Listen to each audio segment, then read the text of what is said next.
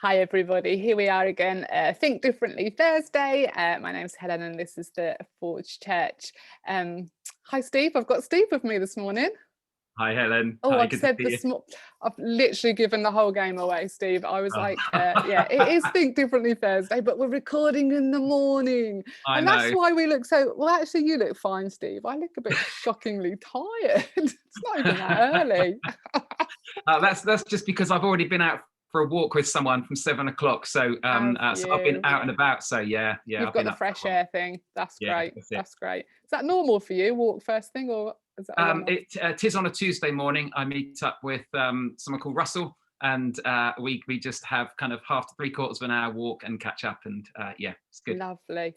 I'm desperate to talk to Russell on Think Differently. Every so often Yeah. I give him a little nudge and like, Russell, can we do that yet? I'll bring my influence there. That's fine. Can I can do you? that. Can you? I'd Yeah, really like to do that. So Steve, really, really lovely to be chatting to you. I think you are the last. I've been doing lots of people over the year, and I've done all of the staff and elders. You literally are the last one from staff Wow. and elders. So Yes. I've been racking my brains for questions to ask you because actually I think it's quite tricky because because we see quite a lot of you, and I Okay. think you're someone that wears your heart on your sleeve, and so we hear a lot of your stuff, and I think even in the nature of how you do your talks within church, you love to share stories, don't you? So Yeah. I think we know quite a lot about you. So I've been like, You know what I'm allowing you to know. this is true. This is true. So I'll try and like really dig and find out some other stuff. But Yeah. would you say that that is a trait of yours? Is that your personality, that you're quite an open person? Yeah, I think so. And I also love stories. So I always want to relate what I'm talking about to an experience or something, because I think that then other people will relate to it. So, Yeah. and especially in my talks, I'm always trying to think of what's the story that I can tell that will illustrate or make that point really clear. So it's not just a truth that you're saying, it's that truth linked with experience. And I guess also I so don't want people to put me on any kind of pedestal. Do you know what I mean? Because Yeah. I'm a senior leader of a church. Oh, well, he must have got it all sorted. And I'm desperate for people to know that I haven't. I just want to. I just want to be able to communicate that we're all the same. We all struggle with the same things, and we all find, certain things funny. And yeah, so therefore, I love to be able just to tell stories, because if I'm ever listening to a talk or talking with people, it's the stories that bring it alive. Yeah. And I mean, I have to say, I have to really feel for my mum and dad, because they've been part of the church journey throughout. And as I've shared about stealing money on paper rounds, buying my first porn mag, that kind of thing, it must have just, All I the was such a milk that good boy spilt at in, home. all the milk that spilt as well, wasn't there, Yeah, that that's story? right. When I left the Or plug out. I think because you were snogging with a girl. I think that was Yeah, what it was. well, yeah, partly. Yeah, that's right. The girl definitely came into it. So I And know, I know. So yeah, so I'm very happy, because I just don't want people to start to have higher expectations than they should of me, because they'll be very disappointed if so. so go on then. If we're not to put you on a pedestal, what's your worst habit? What if someone was living with you? If we asked Sarah, like, what is Yeah. the worst thing about living with Steve? What's your bad habit, Steve? Tell us. Tell us the stuff you. Oh, I think she would probably say picking my nose.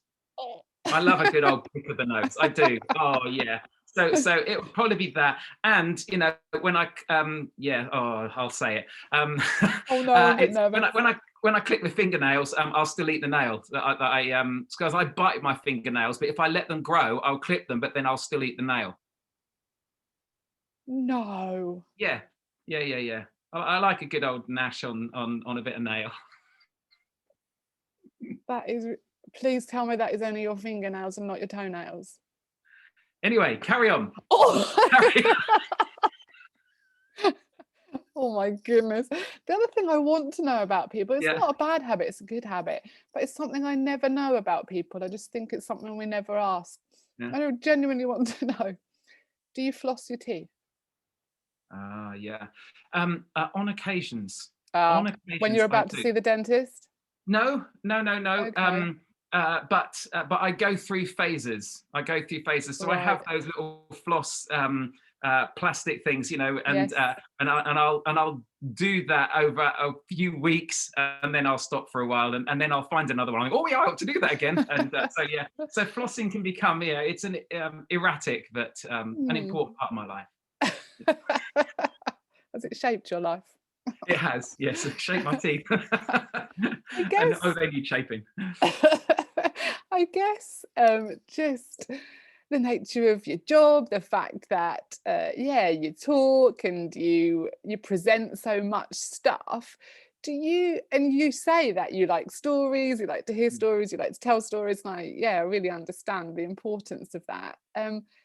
But does come with that a loss of privacy? Do you find that that is part and parcel of the job, that actually you feel like so many people know you?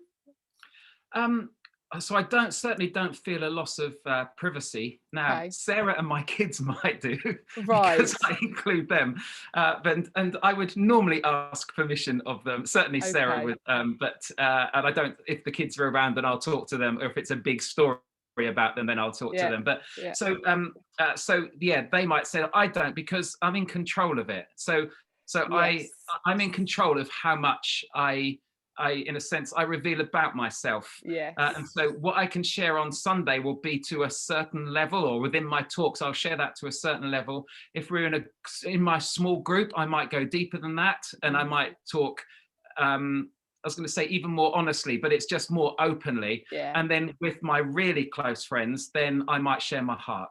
yeah, Do you know what I mean? And to go that extra so that yeah, they really know me. So, but I'm in control of that. I think if yes. others were finding out some of that deeper stuff about me without my control, then I think I would definitely feel there's a loss of privacy. Yeah, absolutely. Yeah, I get that. I think when we first started uh, during lockdown doing our live stream, Yeah, and I was involved in stuff, and there was quite a lot of banter with Ben, and at times yeah, like I think we were in, I was moving around my house and stuff, yeah, and people were a bit like, oh, that was a bit intrusive, and I can't believe that happened, and were you yeah. okay? And he was looking in your kitchen, and I had to say I was holding the camera. I Yeah. was the one that was in control of it. I So know. so I I know. understand that. There was nothing there that was like, yeah, we Yeah, hadn't spoken about. sure, sure. So I guess this family and the church community Yeah, that we're in is something that has always been part of life for you. It's not something that you've kind of come into. This has no. been life for you always, hasn't it? Yeah, it has. And when you talk about family and church, those two are intrinsically linked as well, because lots of my family have been involved within the life of the church too. So, yeah, so growing up, I went to church. And on the whole, I didn't see it as a negative thing. I mean, in my early years, much of it just went over my head, and Okay. I'd spend most of the time drawing or something like that, you know. Mm. But church, yeah, church family has been incredibly important to me because, on the whole, throughout the whole of my life, I have felt so supported by people, and I have lived in the benefit of that through whatever I've gone through in life. So, people often say that leadership is lonely, and it can be, absolutely, it can be. But actually, I don't often feel lonely. I Right. really don't, Yeah. because of the church family, and Yeah. because of the messages that I receive, the people that I meet up with, the friends that I have. So, Mm. yeah, my life is incredibly rich because of other people. So, Mm. yeah, forever And grateful for. I think that's real testimony to you as well, Steve. I think you're such a warm, gregarious person. I don't think you set yourself apart. I think, you engage with people. It's an important thing for you, isn't it? I Yeah, think, yes, I think it's part and parcel of who you are as well. I yeah, think people always, respond to how we present ourselves, don't we? So I think, yeah, yes. people warm to you. They want to be part of community with you. So Oh, thank you.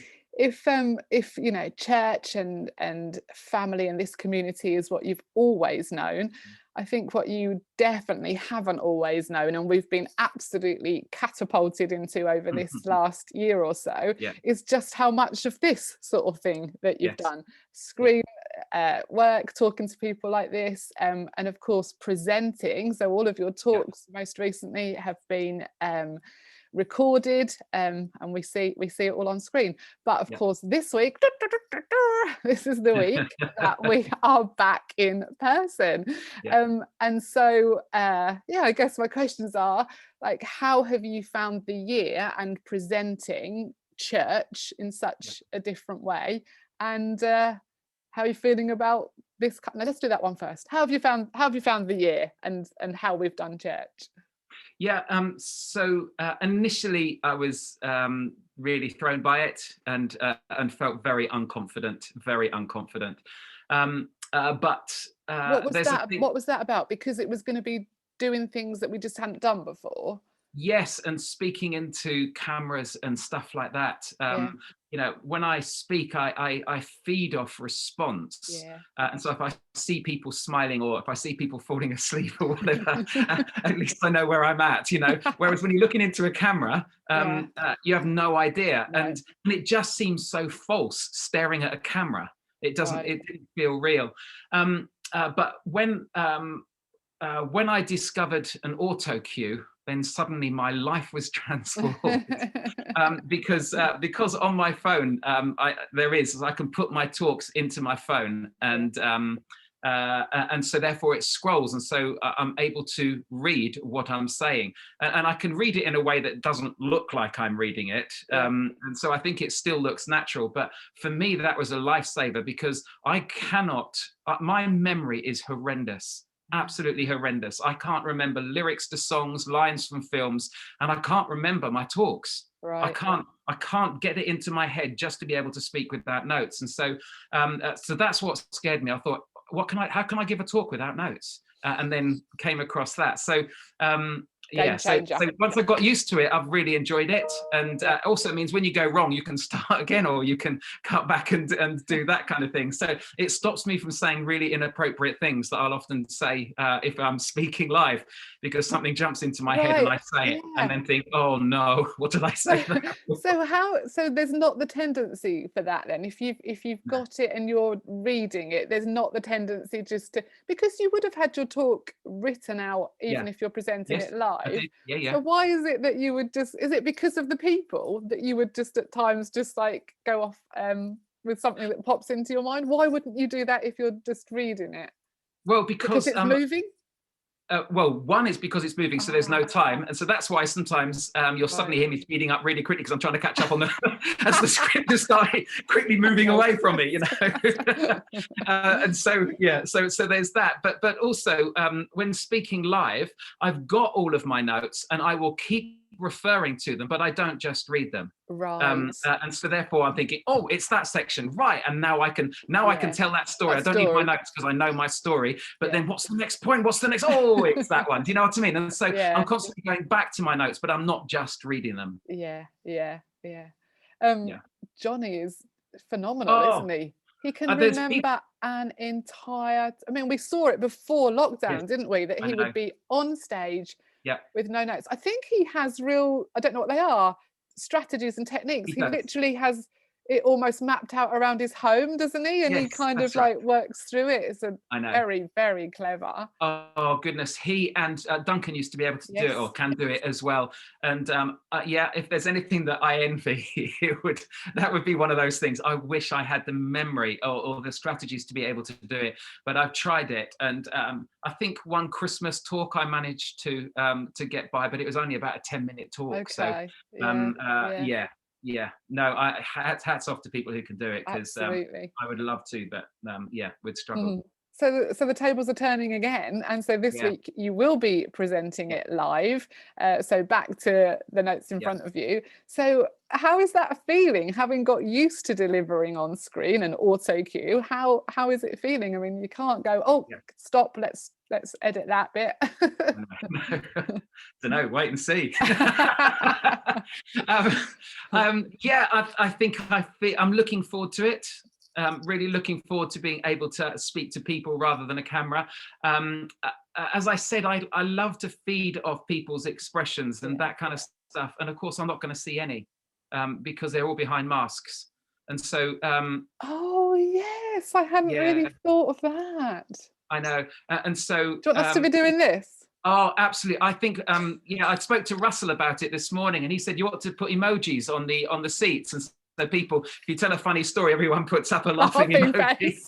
That's right. Oh yeah, I hadn't really thought that is really tricky. Yeah, We have that's to be right. really So, expressive with our eyes. yeah, I think so.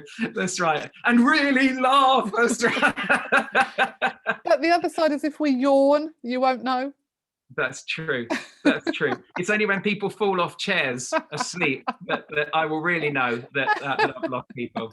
Yeah. Oh, I'm sure you'll be amazing. How are you feeling? I mean, that's the talk, but obviously there's so much more to it. How Yeah. are you just generally feeling about the Yeah. fact that at last, Yeah. whatever it is, 16 months on, we are coming back to meet in Yeah. person? How are you feeling about it?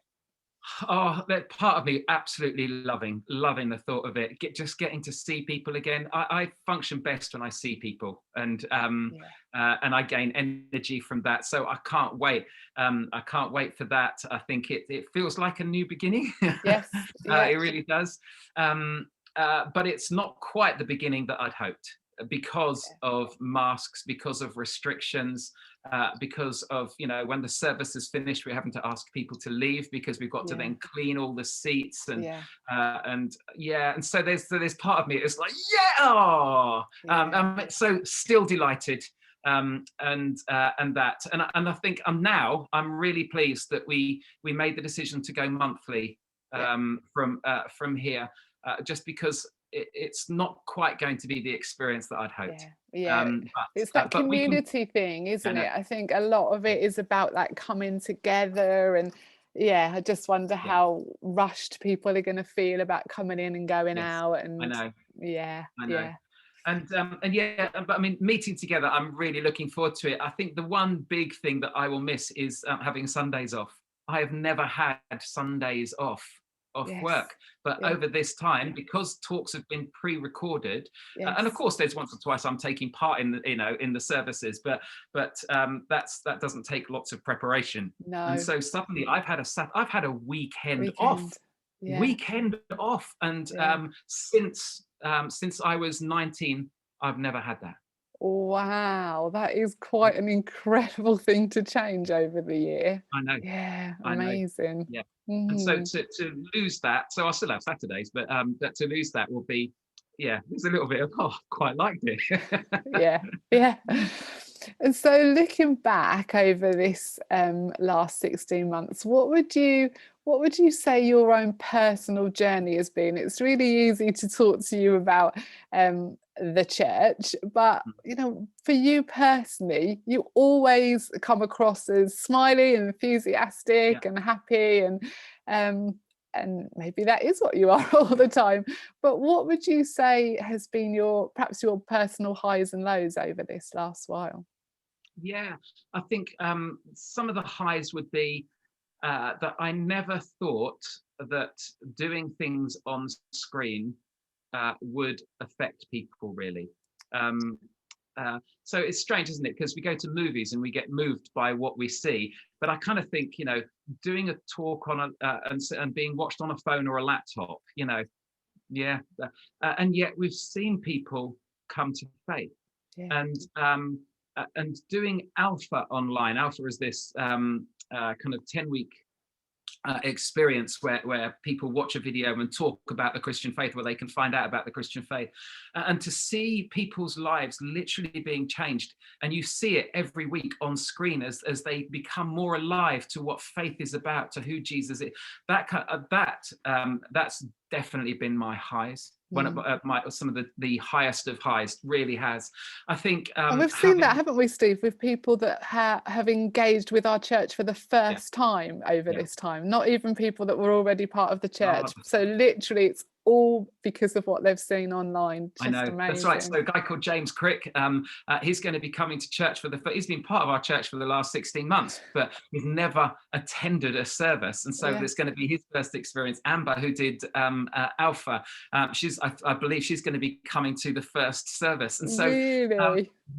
So that's really exciting, because you'll see it in a very different, very different light.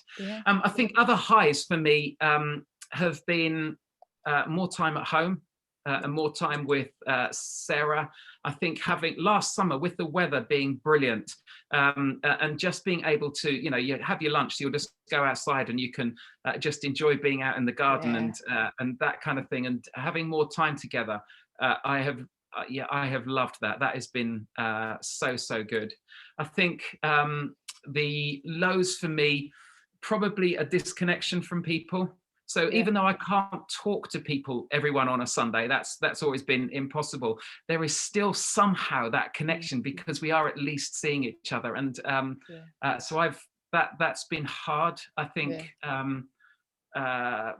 making the decision to not meet in Thurston and that's been, I found that really hard. And then losing people moving on from our church, found that really hard.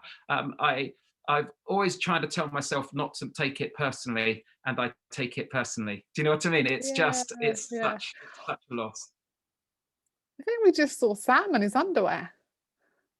Did he know we're recording? I didn't tell him I was doing this. Sorry, Sam. Morning, Sam.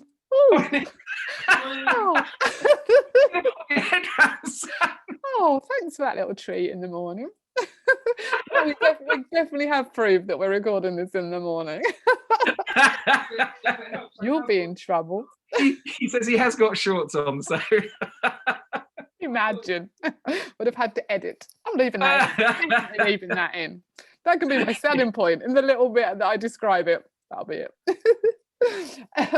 Anyway, they were your some highs and lows. Highs and lows, that's right. And so and also just especially in those early stages, I think a real loss of confidence to start with, because I didn't know what to say or how we should react. I found that disturbing, because I'm a leader and I ought to just suddenly step up and know exactly what to do, and I didn't. And so that was that I found that hard. And I think also so I've, on the whole, I'm a very cheerful person, but I definitely have my down times. And so when you're having a downtime, and then you and then you hear that people haven't liked this, or we haven't done this for that kind of stuff, that can eat away a bit, especially when you're low.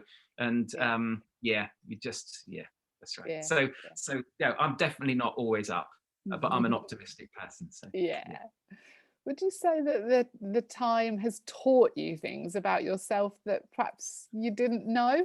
Have you kind of like discovered things over this last little while? Because we've literally lived through a time like we've never lived through before, haven't we? I think it's been a good reminder of how much I need other people. I'm not a very self-contained person. I really do need people. So I have pushed myself to walk with people, and doing whatever I can to be meeting with people. Now I kind of knew that, but even more so during this time, I think how much I've needed the staff team. That's been awesome. I'm just so grateful to you, to the whole team who have just stepped up, because in my inadequacy, you've made up for it. And I've often said that other people make me look a good leader, and even more so during this time. even more so. It's just that I've chosen some great people to have around me. I think it's been just a real privilege to be part of this team. I think for me, yeah, similar to you, I think, you know, I just thought I can't do some of this stuff. Mm, It just feels completely out of my area of expertise and confidence. But to be surrounded by people that, like you're yeah, saying, really encouraged me and really, yeah, pushed me, I think, at yeah, times to that's right. do, you know, when Ben in those first few weeks said, yeah, people want to hear from you, so we need to have some midweek content Yeah, going out regularly. Yeah, I think it could have been easy for those people for whom that came more naturally yeah, to run with it and get on with it. And I think we could have been, yeah, left in a different place. But yes, they were I know. so kind. Yeah, Honestly, it's been yeah, an absolute privilege to be absolutely. part of the team. Yeah, so I mean, I did know that I was a digital dinosaur beforehand, but at least at least others around have been able to definitely keep us going. I think the other thing which really it shouldn't have surprised me, but losing live sport was massive for me. Okay. You know, in those early days when the Premiership was cancelled, when Test matches were cancelled, when sport was put on hold, and so all you were able to watch were reruns of old sporting events. Yeah. I just remember the absolute joy when suddenly live sport was back on telly. I mean, I've got Sky, Right. so I'm able to watch it, and I love sport. Sport is one of my kind of replenishing things. Yeah. And yeah, it was such a strange experience suddenly having 2 3 months of having no live sport to watch. Right. And so yeah, I've just made the most of it ever since, to be honest. So, yeah. That's really interesting. It just proves how different we all are, because that literally would not feature on my radar whatsoever. Wouldn't even have really known when it came and when it went. Yeah, sure. Yeah, yeah, Interesting. yeah. Would you say that this time as well, and the way we've done things differently, has it altered pace of life for you? Oh, definitely. Mm, Definitely it has. So much time is saved through working online rather than in person. yeah. So to give you an example, because I love doing Alpha, this introduction to the Christian faith, this course, an Alpha evening was normally kind of leaving about 6:30 to go to wherever it is that would be running Alpha, trying to sort out the meal for when the Meal. guests are arriving. We would eat, we would watch the video, we would talk, we would pack up, there would be the washing up, and you get home between 10 and past. Over these last few Alphas, I've clicked on at about 10:05 to 7, and by 8:15, I'm back in the living room having finished. Yeah. And And you so, wouldn't say that you've lost anything through that? no, Yeah, isn't uh, that interesting? Because I think we were doing an alpha, weren't we, when yes, lockdown happened, and our immediate thought was, well, we can't carry this no, on, because alpha is all about that coming together in the same place, having a meal together. That's the essence of yeah, alpha. And then I think we heard that other people were doing it online, and we thought, "Oh, we yeah, could give it a go." yeah, But yeah, incredible. It's such a lesson to us, isn't it? it Never is. ever to get stuck in a this is how we do I things. know. Oh, definitely. And so I think there's lots of time saving, and some of those I hope we will carry on. I was You going to know, say, can you maintain that? Can you carry on those things?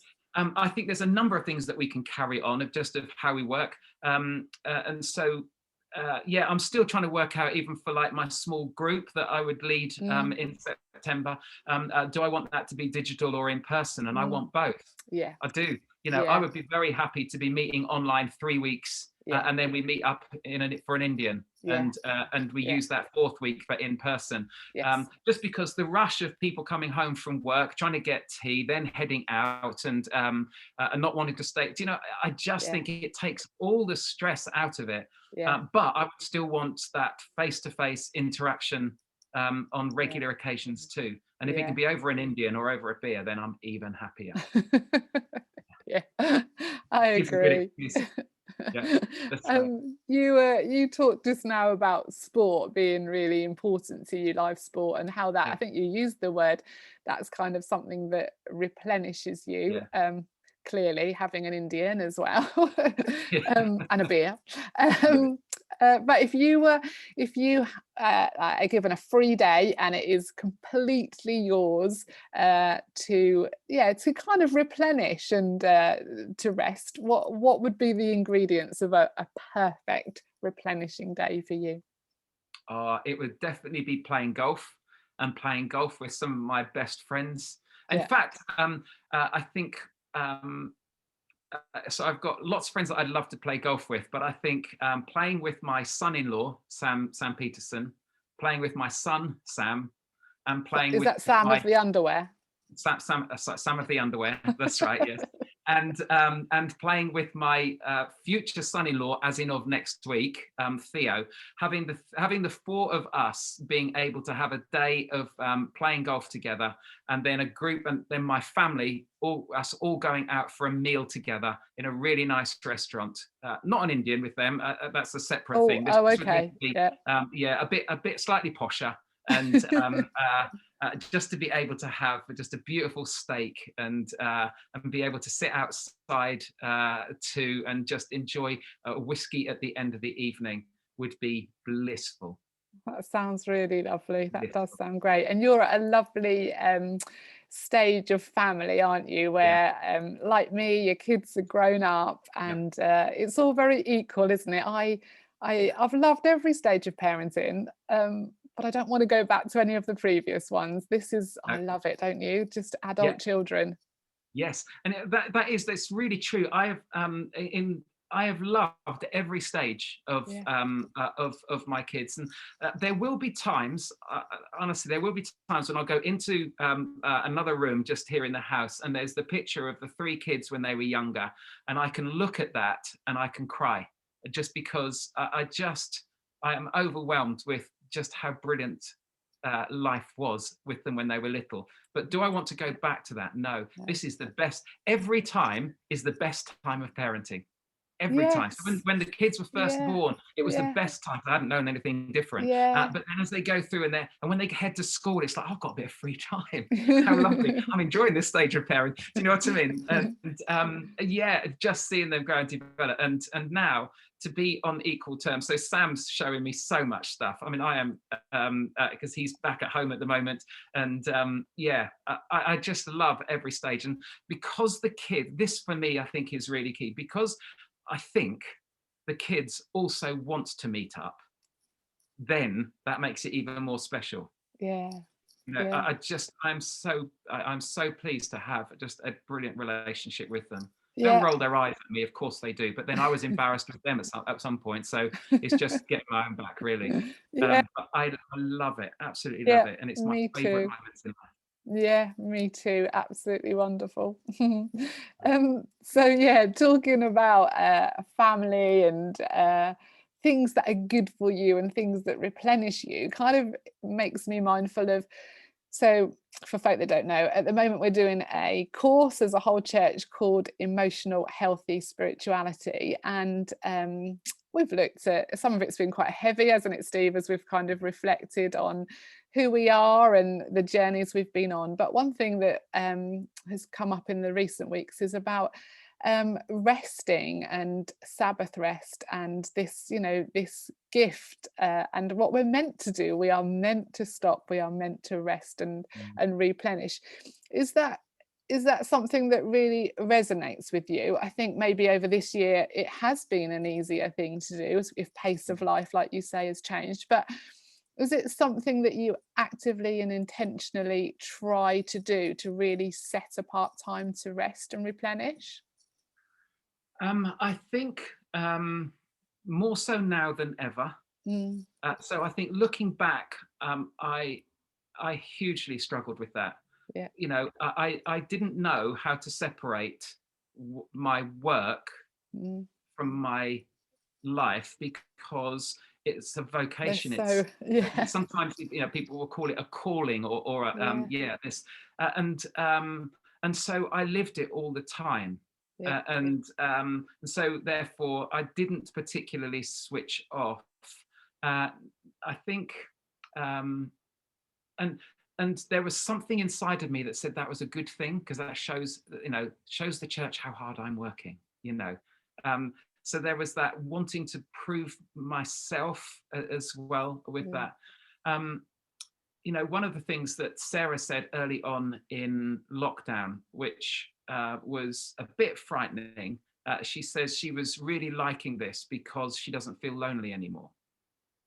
And and so then, it's easy to put other people first and then forget about those that mean the most to you. And so I do think now this idea of replenishment and rest, that's what I think that's come through more and more, and it's given us a chance to stop and to experience it. And so I've loved it, absolutely loved it. And for me, that's proved a really important part. In fact, that's one of the things I should have said. And he said, "What have you learned about yourself?" I think I probably should have said that actually, this need to switch off and has become really important and good, really good. It's amazing, isn't it? Because nothing's fallen apart. Nothing has fallen apart. And yet there's part of me, when I was younger, that everything was so important that I had to do it. And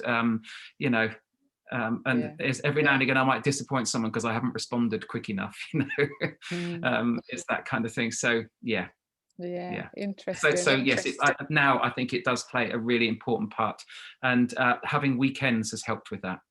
I think when you get your time broken up. So that's why I never liked week-long holidays, because the first 3 days I was still checking emails, because I had to wind down. Then I would have 2 days and then you're coming back again, So I would always try and take a fortnight's holiday, because it took that long to kind of try and slow down. And I don't think I need that in the same way now. That's really interesting. And I think the other big thing of emotional healthy spirituality is this. I mean, he calls it the daily office. This practice of really regularly setting aside time with God. I think, you've been a Christian a very long time, and we would have called that different things at different times. We would have had different ways of doing that. But what works for you? How do you do that? I think if you work in the church, you could almost see that your work is that connection with God. And I think it does help. It certainly helps me, because it's often bringing God very much to the fore of everything I'm doing. But I know it's hard to do that, but take work away. How do you invest in your relationship with God? What do you do? I think before answering it, I think it's the biggest misunderstanding that people have with regards to those who work for a church, because actually doing work for God can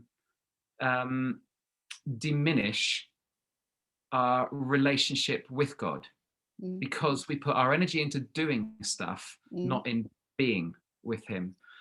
And I would say that's been a struggle that I've had all of my life.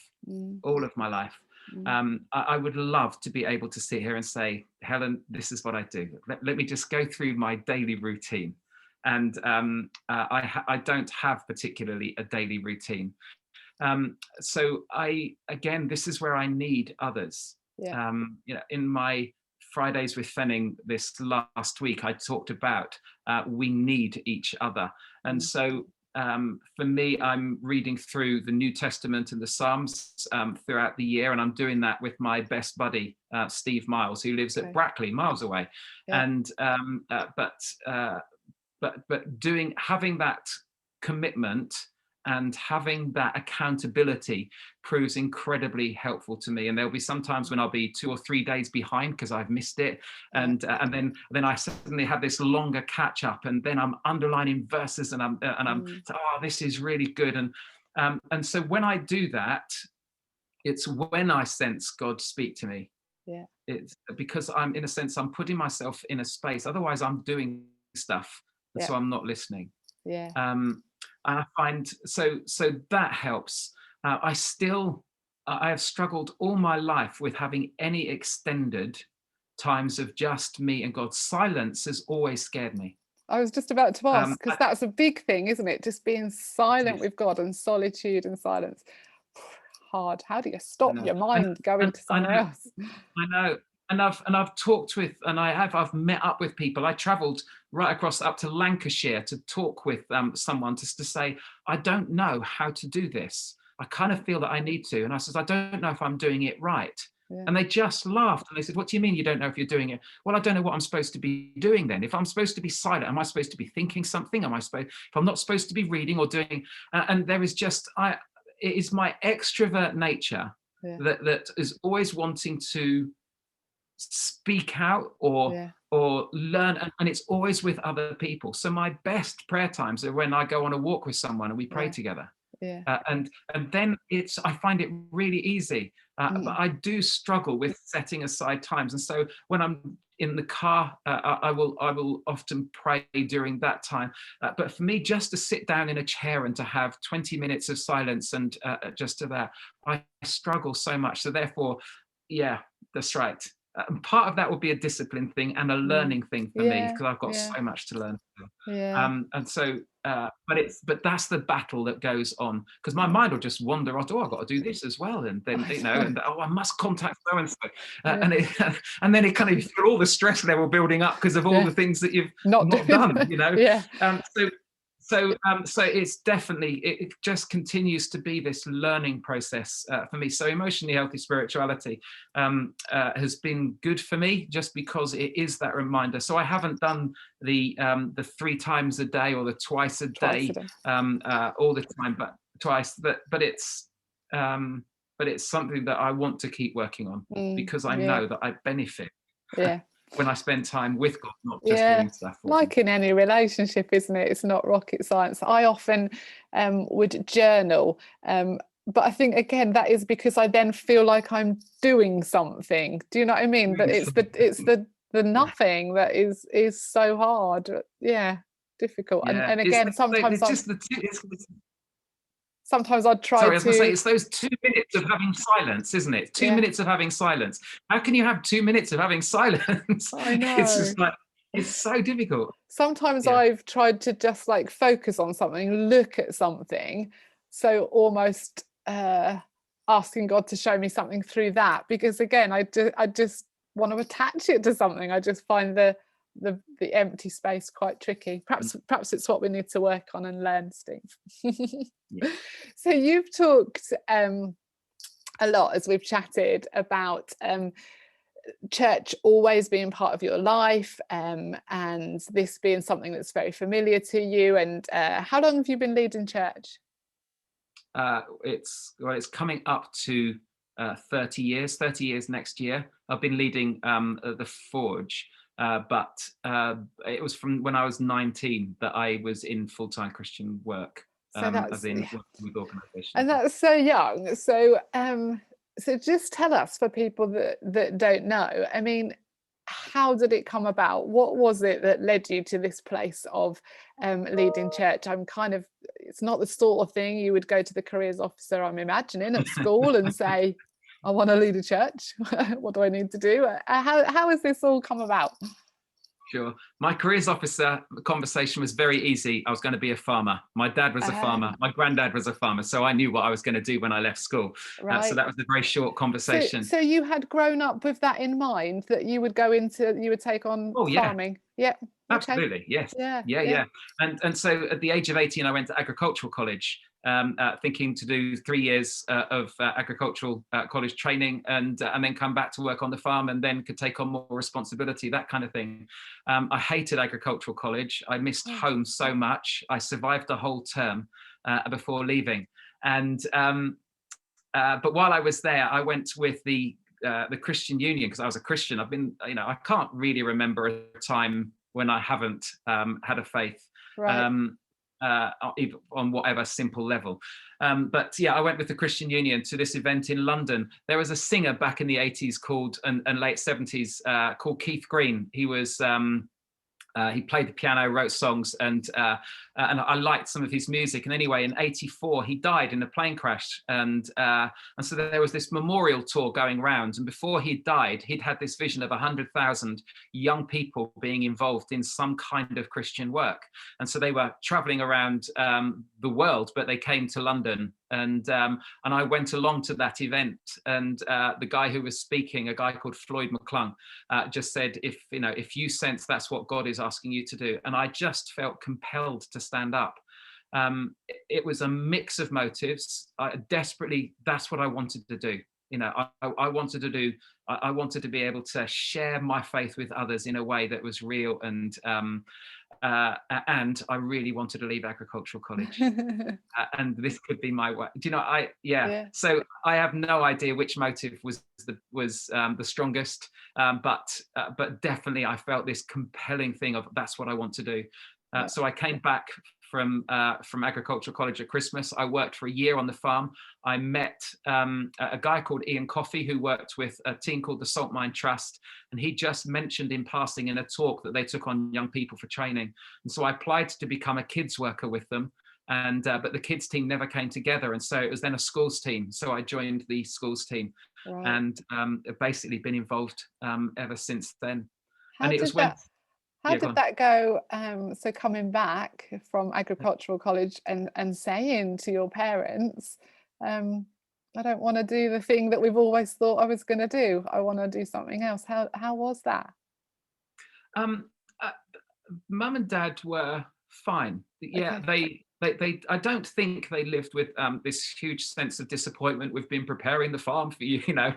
There wasn't that, because my dad was in partnership with his brother, so I had other cousins and a brother and a sister too, and none of them were looking to go into farming. So no, I think they just wanted what was going to be best for me. Right. And so I've never felt pressure.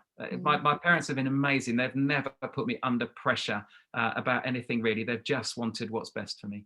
Yeah, great. Your parents are two of the people I can't wait to see when we come back to church, because they're people that I don't see in my everyday life. Yeah. But for years, I have seen them every week at church. Yeah. And so, really looking forward to seeing Bob and you. Yeah, they celebrated their 61st wedding anniversary on Friday. Amazing. They're amazing. That is amazing. Yeah. So you went on to set up church and lead church, and we've seen church grow and become multi-site, and then we've had this very unusual year this year. And I think one of the things that really impresses me about you, Steve, as a leader is your ability to adapt and change. I think it's always important to you to constantly be assessing what we're doing and whether it still is the right thing and whether we need to change it. I think that's a real good trait in a leader, that ability to change. What would you say have been like the biggest change in the way that you lead over these 30 years? Have there been changes to how you lead? Oh, hugely so. Hugely so with regards to the church and with regards to the team that I lead as well. Right. And so when Steve Miles was the first other staff person who worked for the church. And he and I were best friends, and so he came in and we would do work together and we would talk, and it was all very informal. And I just remember someone asking Steve, was he mentored? And he said no. And I thought, what? How could you say that, Steve? That's what. But it was because it was on such an informal. It wasn't on a formal level at all. It was friendship, and so in a sense, learning as we went along. And so I think as a staff team has grown, my leadership has had to shift. Yeah. I think as the church has grown, in the early days, Sarah and I, we would get home from church and we'd have spoken to every single person who was there. And then it's got to the point where we couldn't. So then we were having to rely on other people to be doing that. And so rather than everything being hands-on, leadership then becomes empowering others to do that. Yeah. I mean, it should have been from the start, but it was, you felt you could manage it much better, and it's just a few people. And I think it's why I've stayed at the Forge this long, because I've never been bored. Mm, I've always had to keep trying to learn and grow, and mm, I've had great people around me, so great people within the church. I learned so much from Duncan. He mm, was a very different kind of person to me, but we shared the same vision. mm. And so there was so much about him, about driving forward, and I would procrastinate, he would go for it. And Yeah. so there were all kinds of things that I have learnt about leadership from people like him, and from others from other churches. I'm constantly meeting up with other church leaders, partly to encourage and help them, but also to glean and to learn whatever I can. And Yeah. so, so I think now I'm at the point, because I'm getting old. I think my leadership again just needs to be empowering others. Yeah. And so, do I need to be speaking each? No, I don't need to be speaking. We've got some great communicators. So why would I need to keep on wanting to try and muscle in? If I can empower our staff team to lead to the best that they can, that's only going to benefit the church. And so that's where I see my investment in leaders, and then I think just becomes so much more important. Mm. Um, yeah. And so I think I still have a role. I still have a place. Of course, I'm not thinking I'm 50, coming up 55, so therefore he's over the hill. Is I that how don't old think you that. are? You're so I know. old, Steve. I know. Thank you. Were we in the same year? I can't remember. No. No, no. I reckon you were leaving But as I was starting. oh, is that right? Yeah. Yeah. So I still think there's a really important place, but I just think the need for upfront is still there, but I don't think it's as much as because I think the next generation needs to be coming through, and if I Mm, can empower and encourage there, then I mm, think that's going to be so important. I mm, remember someone asking me a number of years ago, of saying, how many more years do you feel you've got at the Forge? And I said, as many as for me to keep learning and growing. mm, Because mm, if I feel that I've reached the maximum of where I can go. If I've hit this ceiling, then I have to clear off. I have to go, mm. because that's just hugely bad news for the church.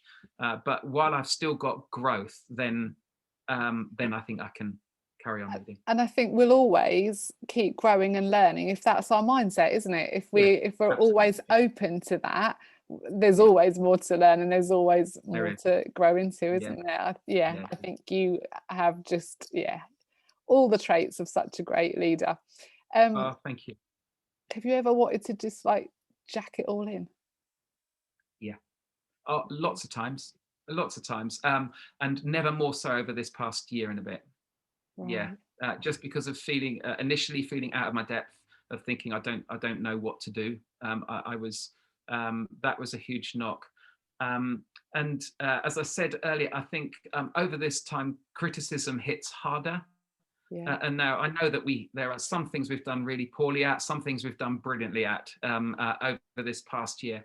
I don't think criticism has hit as hard as over this time. And so then when that happens, you kind of think, oh, what's the point then?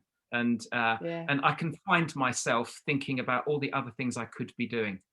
Mm, And it's really, and mm, that's when I have to catch myself, which is why leading the Forge and being part of the Forge over these coming up to 30 years has just been the greatest adventure, because mm. I have had such highs, Yeah. such exciting things happening, and also those real lows. And actually, that's exactly what an adventure is. If you watch Yeah. an adventure film, there are always points when Frodo wants to give up, Yeah.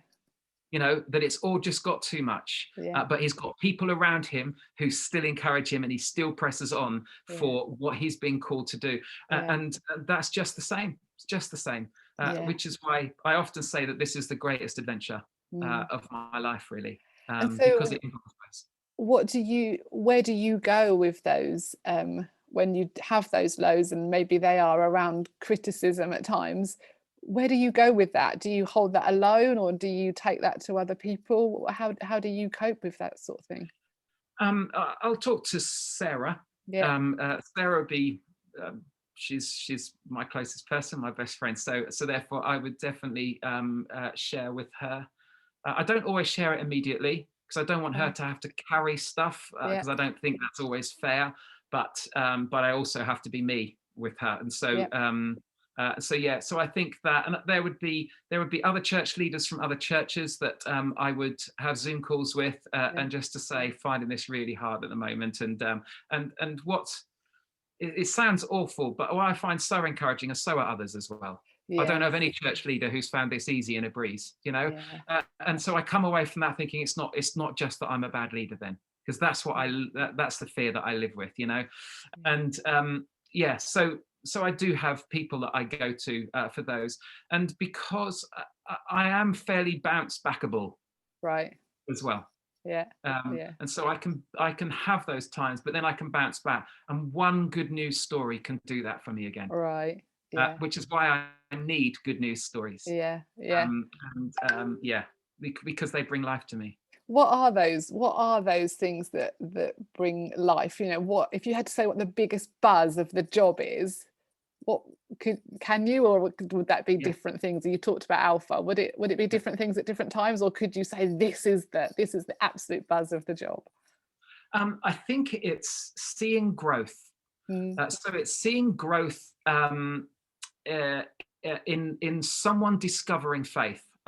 I just love it. I mm, love it when suddenly it's almost as if the light goes on inside people's minds and hearts, and yeah. they realize how much they're loved by God and what it means to follow Jesus. And so for me, there's that always excites me, which is why I've never fully really handed over Alpha to anyone else because I Because need that's where you that. see it. Yeah.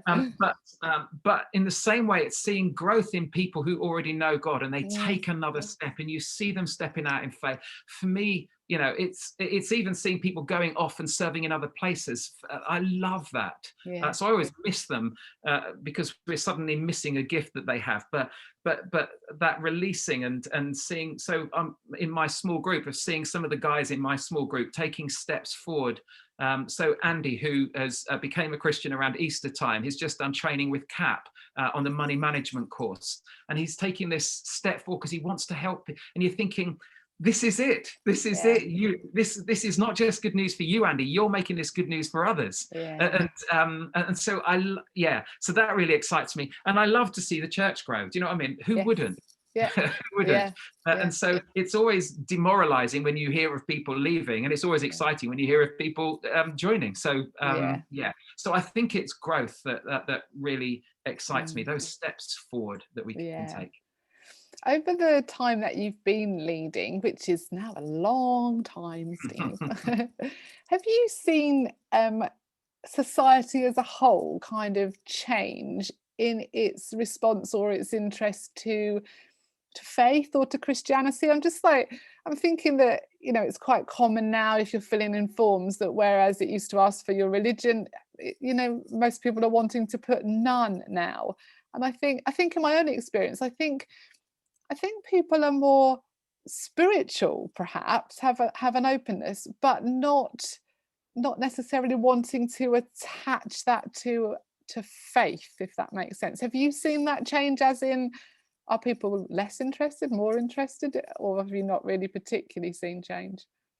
Um, yeah, I think going back to the 80s and 90s, so much was about money and stuff and that kind of stuff, which kind of the Thatcher years and that kind Mm, of mm, that kind of feel of capitalism, and so that was a huge focus for people. But then they found that actually that was quite shallow and empty, mm, and so I do think that there is still there is a need in people, and people will try and find that yeah. need being met in different ways. And so I think that's changed, but the needs in people haven't.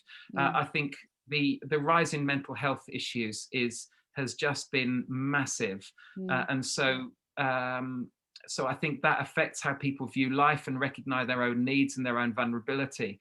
And but I think we're still addressing the same needs, that people mm, want to be known. They want to know that they're good enough. that they are loved, Loved. that there is stuff which, when they've messed up, there's a way forward again. Those things I just don't think change. Yeah. And whereas how we approach things, so when I grew up, the big way in which we would reach people were these massive missions. A man called Billy Graham would come over and he would take over Portman Road, Carrow Road, Wembley, and he'd fill the stadiums and he'd preach, and then people would come forward. Well, that way has gone. Yeah. We used Tent to do missions. tent missions and church missions, and where we'd put on Beach suppers and missions. yeah, that's right. And it was all about that. Now I just think it's so much more relational. Yeah. And now I think it's even going to be so much more smaller, that people want this relational connection, and which is where, again, I think Alpha just plays such an important part. Yeah. Because none of the alphas that we do have 30, 40, 50 people. No. They're all small, Yeah. they're 6 people, 5 people, 3 people, 8 people. Yeah. But you get to know each other and you build that sense of community in learning together. So yeah, so I think it's much more relational. And the needs are still the same.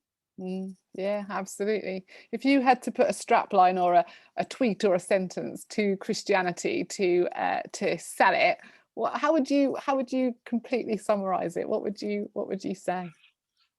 If I was That's not a hard question, is it? No, that's right. If I was a wordsmith, I would be able to do this, and I really envy people like Andy Stanley, who can just take something and bring it into something short and brief and memorable. So I wouldn't be very good at that. I do remember actually on a number of years ago, there was a program called The Weakest Link. Do you remember that with Anne Robinson? Anne, yeah. That's right. And Anne Robinson once had an ex-Methodist minister on as one of the guests. And so she asked him what he used to do. And he said about this. And she says, okay, tell me the gospel in a sentence. And this was on TV. And he was brilliant. He said this. He says, and here's to you, Mrs. Robinson. Jesus loves you more than you would know. Now, for anyone under 40, they'll have no idea what I'm quoting, but I'm quoting a Simon and Garfunkel song, which was used in the Graduate film many years ago. And I just thought, that is brilliant. Because anyone can substitute their name in there. That's right. Yeah, very, very good. Fantastic. And I think if I wanted to be able to do it, it would have to be around that Christianity is all about a relationship with Jesus. Yeah. Who loves people, who forgives, who empowers. Because I think so many people think it's about having to do certain things and not do certain things. And that's we don't view marriage that way, and nor should we view faith in that way. Marriage is not about do not commit adultery. It's not about you have to get up and get your wife breakfast. You don't commit adultery and you get up and get your wife breakfast because you love her. And so it's all about this relationship, and that's I think what I so want to get across to people. Yeah, I think that's why possibly this time has shone a light for some people, because if what they saw as faith was about just an act of going to church, and whilst that's never going to be a bad thing and that's going to help with relationship with Jesus, but if that is all it is and you are never putting in anything else to invest in a relationship with Jesus, this is going to have been a tough year, I think. Yeah, that's right. I agree. I agree. I could talk all day, Steve, but we really shouldn't. What's your plan for the future? Is there a plan for the future? Do you plan for the future?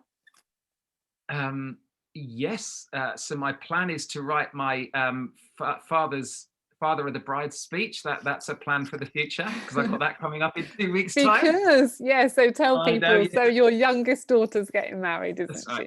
Rachel and Theo are getting married. So yeah, really, really looking forward to that. I think I've been looking forward to dancing at the wedding for 16 months. Yes. No dancing. Will there be dancing? Well, are you allowed? You're allowed to outside, I think, aren't you? Oh, I wasn't sure. I just thought there was no dancing. Oh, no. I think you can't dance indoors, and you can't have a designated dance floor. But and so what they're looking to do is to be able to be outside, and And so that way they can still invite all of their guests. We can have music outside. We can socially distance outside. And so you just have to have a 2-meter handbag in the middle that the rest of you girls can kind of dance around, really, isn't it? So Because that's what we do. yeah, that's right. Yeah, and I can continue just to stand and watch, which is lovely. You hate dancing, don't you? It's because I can't. Yeah. So, but So I you've think got the speech to write. Oh, I have you know, started it? we've got ideas, we've got stories. So Yeah. yeah. But I think longer term, I think it's being able to create a plan for where we go forward as a church, and we're working on that at the moment.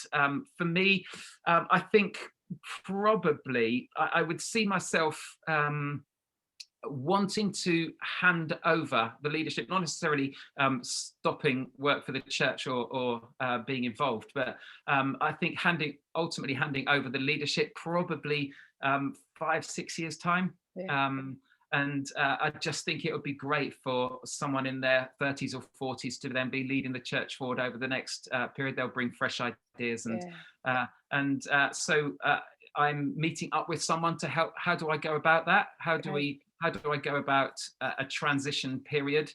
I feel I've got a few years left before that happening, but I just want to work through what is it I should be looking at, who is it I should be looking out for, what in them should I be looking out for, and how do I best go about it? So so I think that it would be that for me. Yeah, that's why you're so great, Steve, because you're always thinking ahead and planning ahead and investing time in people that will benefit us for the future. It's amazing. We want to wrap up, much as I love chatting to you.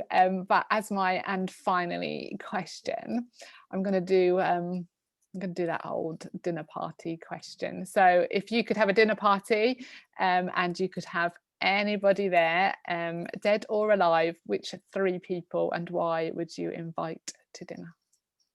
Okay, I presume we're banning Stephen Fry and Jesus, aren't we?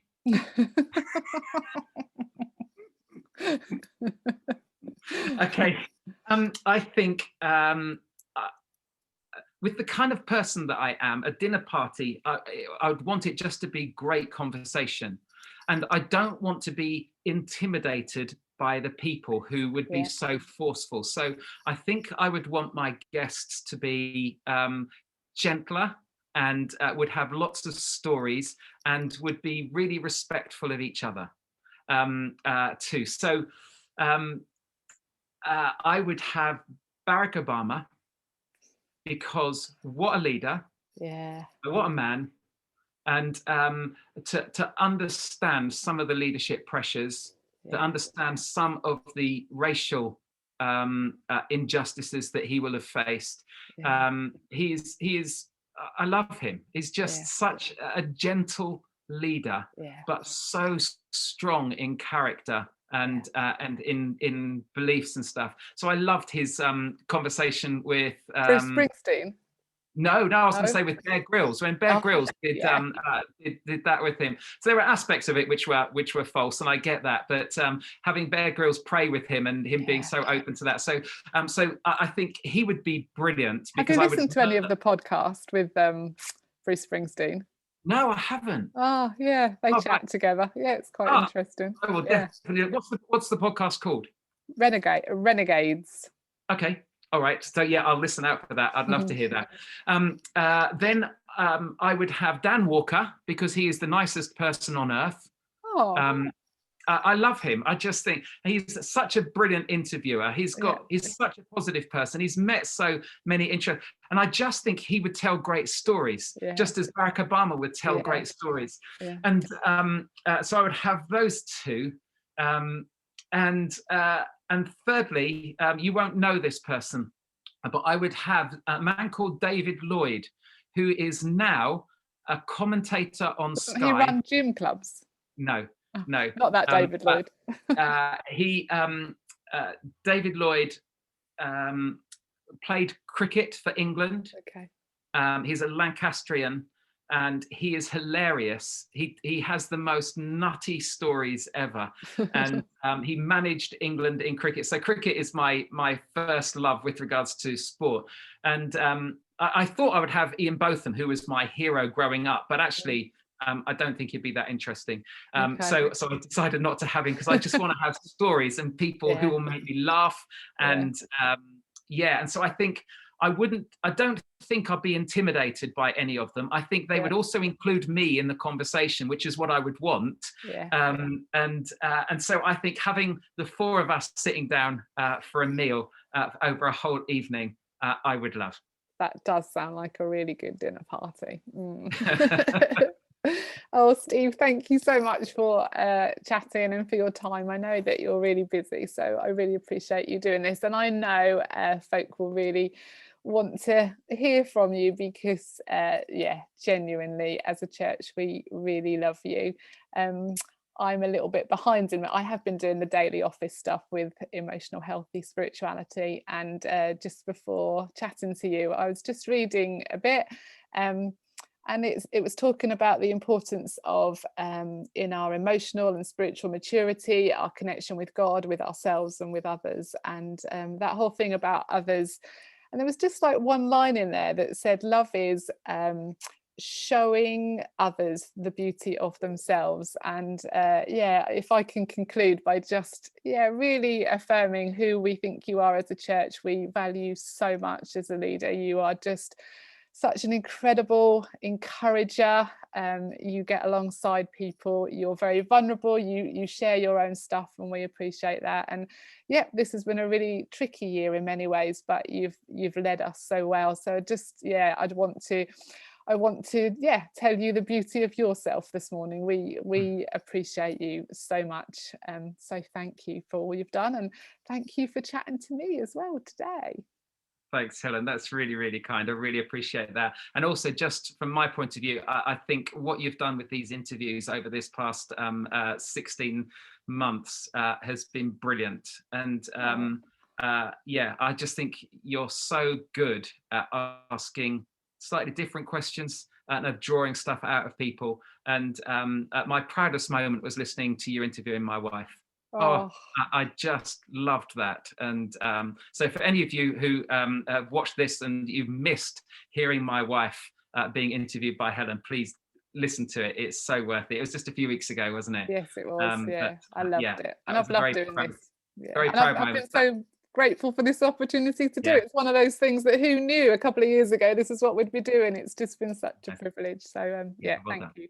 But thanks, Steve. Have a good evening, rest of the day. See you soon. See ya. Thank you. Bye.